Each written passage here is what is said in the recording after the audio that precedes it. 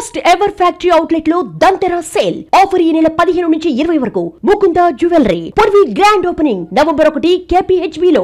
Jubilee hills లో elections నడుస్తున్నాయి, ఎవరికి మద్దతు ఉంది అనుకుంటున్నారు?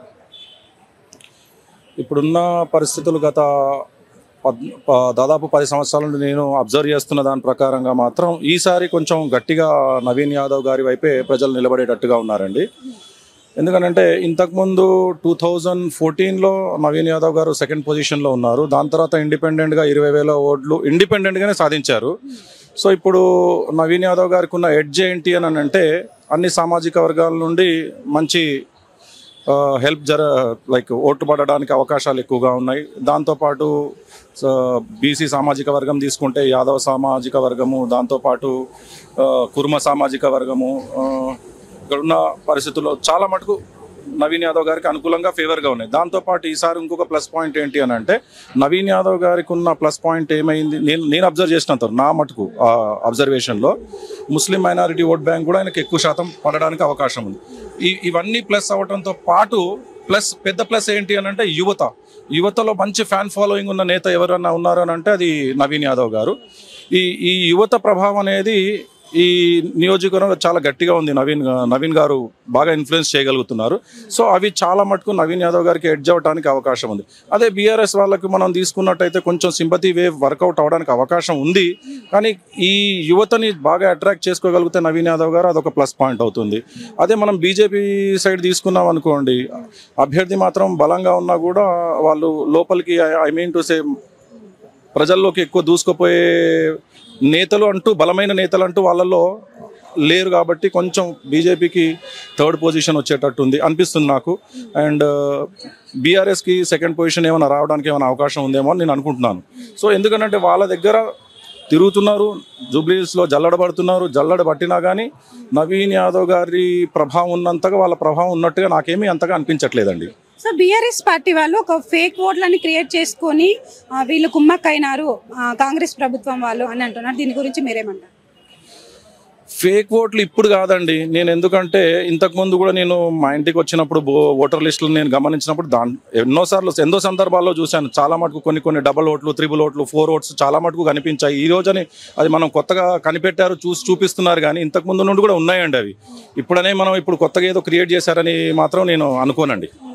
సో జూబ్లీ హిల్స్ లో ఇప్పుడు మనం చూసుకున్నట్లయితే ఎక్కడ చూసిన రోడ్లు అనేవి సరిగా లేవు. ఈ రోడ్లు అనేవి మాకు ఎవరైతే బాగా చేస్తారో వాళ్ళకి మేము ఓట్లు వేస్తామంటున్నారో దీని గురించి మీరేమంటారు? ఎవరు న్యాయం చేస్తారనుకుంటున్నారు?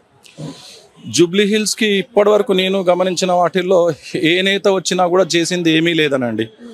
కాకపోతే కొత్తగా ఇప్పుడు నవీన్ యాదవ్ గారు వచ్చారు కాబట్టి ఒక అవకాశం ఇస్తే బాగుంటుందని నేను కూడా అనుకుంటున్నాను. సో ఆ విధంగా చూద్దాం అనుకుంటున్నాం. మేము కూడా ఒక అవకాశం ఇచ్చి చూద్దామని ఆలోచిస్తున్నామండి.